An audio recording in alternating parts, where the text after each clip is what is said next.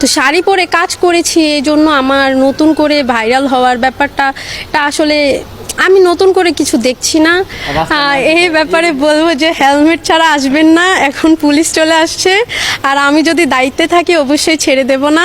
এখানে যে নতুন পরিচিতি হচ্ছে যে মেয়েরাও ট্রাফিকে কাজ করতে পারে, সেই জায়গাটা এখানে প্রসারিত হচ্ছে। আমি মনে করছি আমি একটা সামাজিক ট্যাবও ভাঙতে পেরেছি।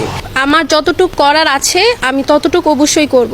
কে কি বলছে সেটা দেখার ব্যাপার আমার না, আমি আমার জায়গা থেকে কতটুকু দিতে পারছি, আমি কতটুকু ভালো কাজে থাকতে পারছি, সেটাই আমার ব্যাপার। ওখানে সবাই অনেক কোঅপারেটিভ ছিল, আমার যে ছোট ভাই বোন ছিল, আমার ইউনিভার্সিটির ভাইয়া আপুরা ছিল, আরও অন্যান্য বিউপি ছিল, সেখানে বিউপির যে শিক্ষার্থীরা ছিল, ওনারা সবাই খুবই কোঅপারেটিভ ছিল, সবাই খুবই ভালোভাবে দেখছে। এবং যারা গাড়ি দিয়ে আসছিল, যারা পাস করছিল জায়গাটা, কোনো রকমের কোনো ঝামেলা হয়নি। ওরা মানে আমি শাড়ি পরেছি সেজন্য আলাদা করে দাঁড়িয়ে আমাকে অ্যাপ্রিসিয়েশন দিবে এমন কিছু ঘটেনি।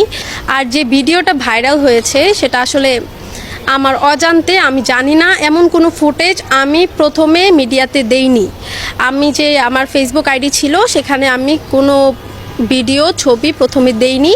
আমাকে আমার এক ফ্রেন্ড রাতের বেলা 10টা-12টার দিকে আমাকে উনি মানে সেন্ড করেছে যে আমাকে তাকে দেখা যাচ্ছে সোশ্যাল মিডিয়ায়।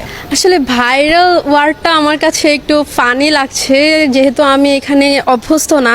ভাইরাল হওয়ার পরে আমি পজিটিভ নেগেটিভ দুইটা রিভিউ পাইছি, তবে আমার যে টিচার, আমার ইউনিভার্সিটির টিচার, আজকে আমি যখন ইউনিভার্সিটিতে আসলাম ওনারা আমাকে ডেকে ডেকে আমাকে অভিনন্দন জানাচ্ছে, স্যারদের ম্যামদের রিভিউ